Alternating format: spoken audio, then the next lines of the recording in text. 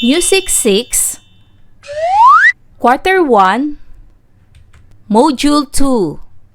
Let's learn about Rhythm. Differentiate time signatures. Lesson 1. Hello kids, it's me, Teacher Frel. Don't forget to subscribe, like, and share, and hit the notification bell for the latest video. You can also follow my Facebook page, Teacher Frel TV.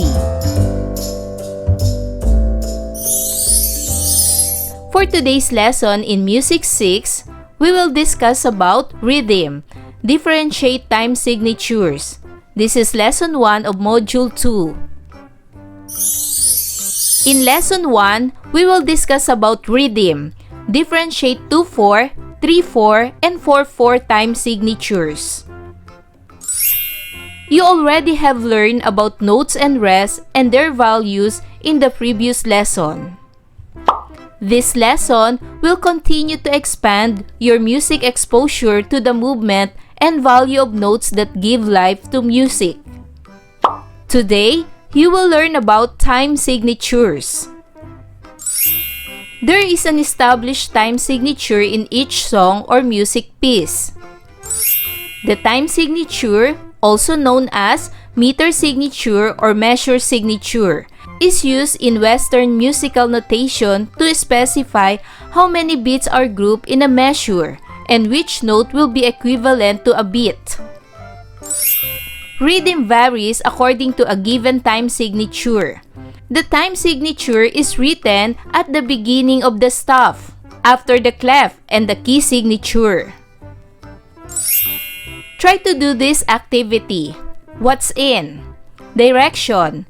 Identify the kinds of notes and rests found in the following musical lines. For number 1, the notes and rests are quarter rest, 2 quarter notes, and 2 8 notes. Number 2, the notes and rests are half note, 8 rests, 8 note, quarter notes, dotted 8 note, and 16th note. Number 3, the notes and rests are quarter note, half note, and dotted half note. Number 4, the notes and rests are half note, half rest, quarter rest, and dotted half note. And for number 5, the notes are half notes and whole note. What's new? Let's discuss about basic time signatures. Did you know that in music, we can use varied time signatures? A time signature is found at the beginning of a piece of music, after the clef and the key signature. It is a numerical indication of a piece showing the meter. It consists of 2 numbers, the upper and the lower number. The upper number tells the number of beats in every measure. The lower number tells the kind of note that receives 1 beat. For this activity, study the basic time signatures below and answer the questions that follow. Let's study first 2/4. Let's count the quarter note in this measure. 1, 2. There are 2 beats per measure in 2/4, and the lower number is a kind of note that receives 1 beat. Next, 3/4. 3 beats per measure. So in this measure, there are 1, 2, 3. 3 beats per measure. Next, 4/4. 4 beats per measure. Let us count the notes. 1, 2, 3, 4. So this is 4 beats per measure. Now, answer the following questions. What are the basic time signatures? Very good. These are 2/4, 3/4, and 4/4. What kind of note receives one beat in 2/4, 3/4, and 4/4 time signatures? Very good. The kind of note is a quarter note. Quarter note has one beat. Next, in 4/4 time signature, how many beats are there in every measure? Very good. There are 4 beats. Next, how many beats are there in every measure in 2/4 time signature? Very good. There are 2 beats. Next, in 3/4 time signature, how many quarter notes are there in a measure? Very good. There are 3 quarter notes. Songs have different time signatures. That's what makes them different from one another. Analyze the following songs: Pamulinawen, Ili-ili, Tulog Anay, and Hear the Bells. Let's analyze first Pamulinawen. What is the time signature of the song Pamulinawen? Correct. The time signature of this song is 2/4. What are the different kinds of notes found on the first staff? Correct. The kinds of notes found on the first staffs are dotted 8th note, 16th note, 8 notes, dotted quarter note, and half note. Next, what kind of note receives one beat in 2/4 time signature? Very good. The note that receives one beat is a quarter note. Next, which note has the shortest duration in the second staff? Very good.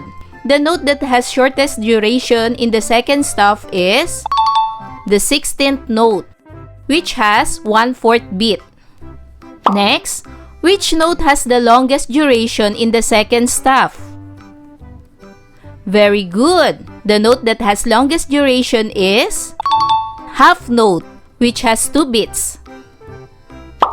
How many beats are there in each measure? Very good. In each measure, there are 2 beats. How many dotted notes are found in the musical score? Let's count. 1, 2, 3, 4, 5, 6, 7, 8. So the answer is 8 dotted notes. Analyze Ili-ili, Tulog Anay. What is the time signature of the song Ili-ili, Tulog Anay? Correct. It is 3/4. What are the different kinds of notes or rests found in the musical score? Correct. These are quarter rest, 8 rest, 8 note, dotted quarter note, and quarter note. Next, what kind of note receives one beat in 3/4 time signature? Very good. It is a quarter note. Next, in what beat did you start singing? I start singing in 8th note with 1/2 beat. What did you notice on the first measure? On the first measure, we start at rest, quarter rest, and 8 rest before we start singing. What did you notice on the last measure? On the last measure, the song ended in rest, the 8 rest, and the quarter rest. Rest means silence. Which note has the shortest duration in the second staff? Correct. The note that has the shortest duration is 8th note, which has 1/2 beat. Which note has the longest duration in the second staff? Correct. The note that has longest duration is dotted quarter note, which has 1 1/2 beat. How many beats are there in each measure in 3/4 time signature? Very good. There are 3 beats. And for the last song, let's analyze Hear the Bells. What symbol did you see after G clef and a flat sign? So after G clef and a flat sign, the symbol is C. It means common time signature. What time signature has this symbol?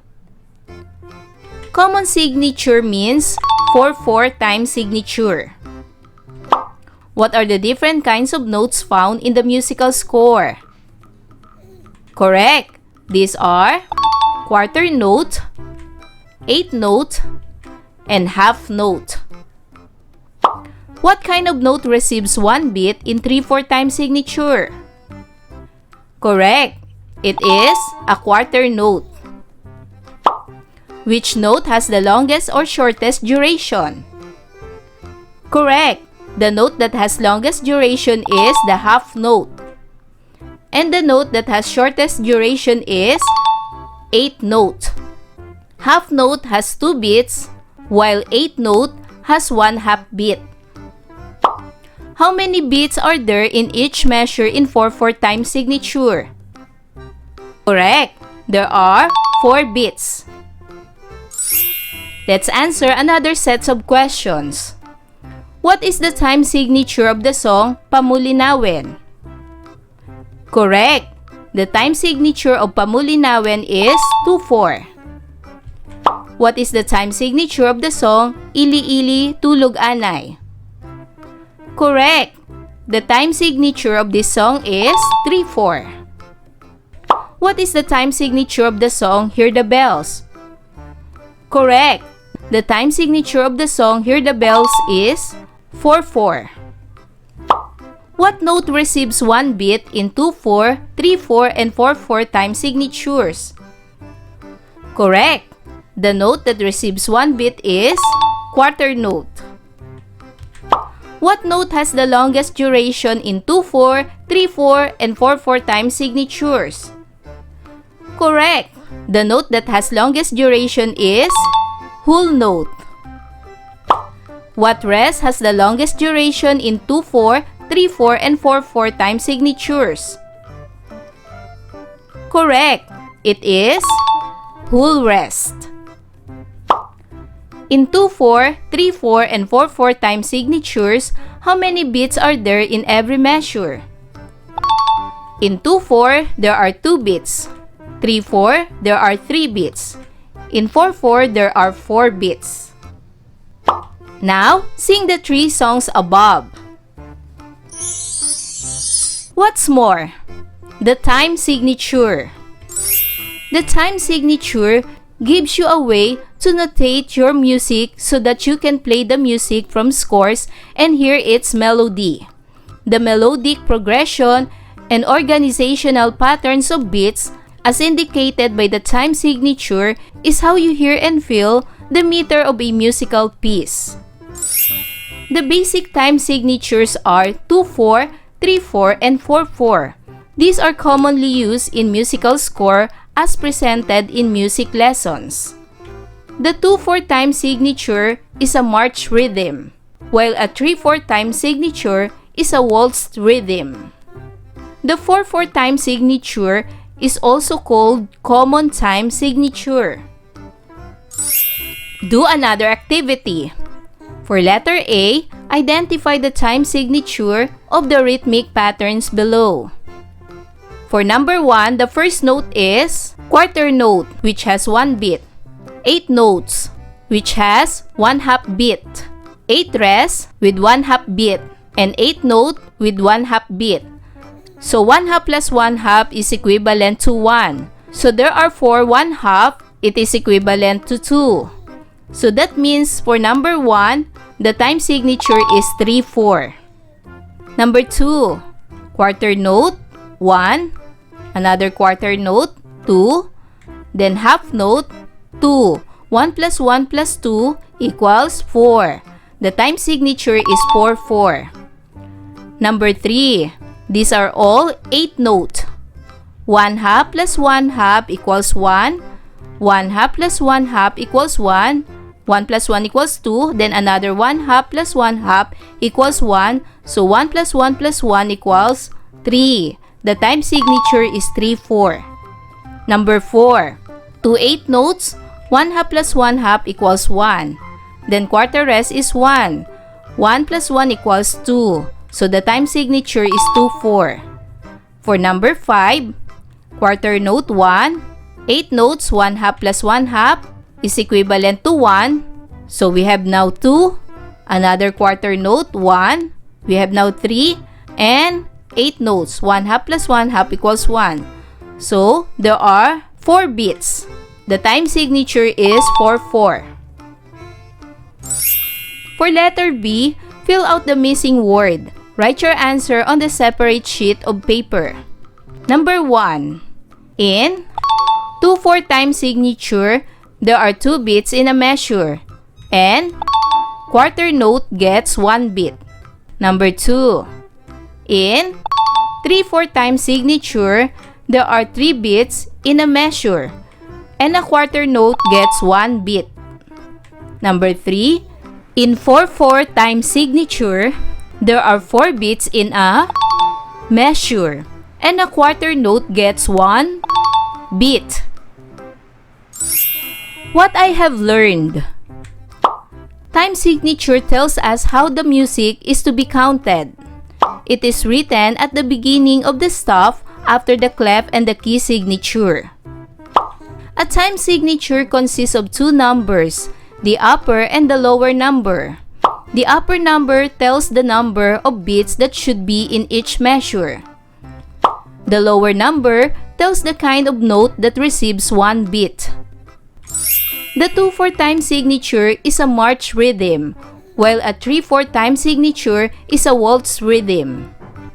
The 4/4 time signature is also called common time signature. 2/4.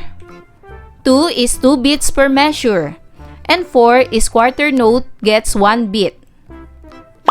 3/4. 3 means 3 beats per measure, and 4 means quarter note gets 1 beat.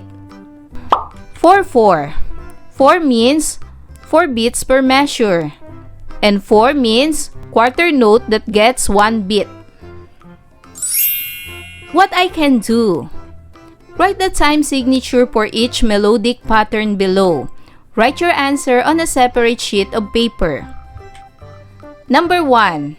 The time signature is 4/4 because in each measure there are 1, 2, 3, 4. 4 beats. Number 2. The time signature is 3/4 because the half note has 2 beats and the dot means the half of the note, which is 1. 2 plus 1 equals 3. Number 3. The time signature is 4/4 because in each measure there are 4 beats. 2 plus 1 equals 4. Number 4. The time signature is 2/4 because there are 2 beats in each measure. And number 5. The time signature is 3/4 because there are 3 beats in each measure. For the assessment, read and understand each item carefully. Write the letter of the correct answer on a separate sheet of paper. Number 1. Identify the missing note needed to complete the second measure of a rhythmic pattern in time signature. Is it A, half note, B, dotted half note, C, quarter note, or D, eighth note? What is the answer? Very good. The missing note is letter A, half note. Number 2. In 4/4 time signature, what note will receive 1 beat? Is it A, half note, B, eighth note, C, whole note, or D, quarter note? Very good.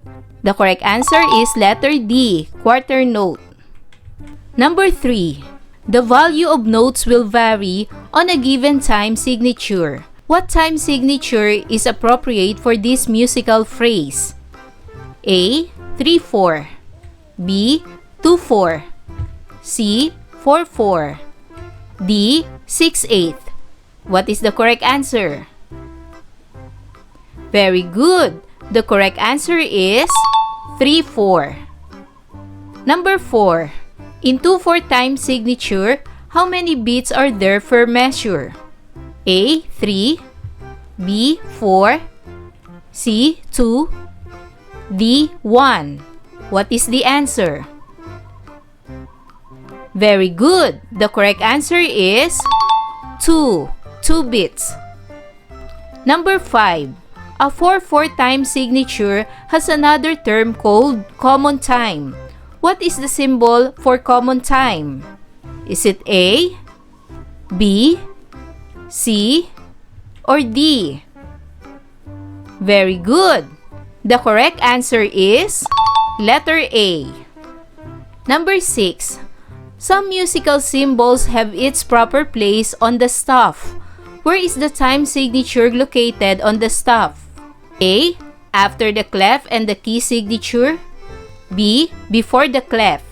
C. Before the key signature. D. None of the above. What is the correct answer? Very good. The correct answer is letter A. After the clef and the key signature. Number 7. What time signature is appropriate for the rhythmic pattern below? A. 3/4, B. 2/4, C. 4/4, D. 6/8. What is the correct answer? Very good. The correct answer is letter B. 2/4. Number 8. What is the difference between 2/4 and 3/4 time signatures? A. In 2/4 time signature, there are 2 beats in a measure, and a quarter note receives 1 beat, while 3/4 time signature has 3 beats in a measure, and a quarter note receives 1 beat. B. In 2/4 time signature, there are 4 beats in a measure, and a half note receives 1 beat, while 3/4 time signature has 3 beats in a measure, and a quarter note receives 1 beat. C. In 2/4 time signature, there are 2 beats in a measure, and an 8th note receives 1 beat, while 3/4 time signature has 3 beats in a measure, and an 8th note receives 1 beat. Or letter D. In 2/4 time signature, there are 2 beats in a measure, and a whole note receives 1 beat, while 3/4 time signature has 3 beats in a measure, and a whole note receives 1 beat. What is the correct answer? Very good. The correct answer is letter A. Number 9. Musical symbols are important in music. What is the symbol pointed by an arrow? A. Key signature, B. Time signature, C. G clef, D. Note. What is the correct answer? Very good. The correct answer is letter B. Time signature. And number 10. The time signature consists of upper and lower number. What does the upper number tell? A. It tells what note will receive 1 beat. B. It tells the number of beats in a measure. C. It tells the kinds of notes to be grouped in a measure. Or D. It tells how many beats should there be in a measure. What is the correct answer? Very good. The correct answer is letter B. It tells the number of beats in a measure. For additional activities, identify whether the time signature used in each rhythmic pattern is 2/4, 3/4, and 4/4 time signatures. Write your answers on a separate sheet of paper. For number 1, the time signature is 2/4. For number 2, the time signature is 3/4. Number 3, the time signature is 3/4. Number 4, the time signature is 2/4. And for number 5, the time signature is 4/4. Remember, time signature tells us how the music is to be counted. It is written at the beginning of the staff after the clef and the key signature. A time signature consists of 2 numbers, the upper and the lower number. The upper number tells the number of beats that should be in each measure. The lower number tells the kind of note that receives one beat. The 2/4 time signature is a march rhythm, while a 3/4 time signature is a waltz rhythm. The 4/4 time signature is also called common time signature. So kids, do you understand our lesson for today? Wow! Good job! Kids, I hope you learned a lot from this lesson. Until our next topic, bye-bye kids! Thanks for watching!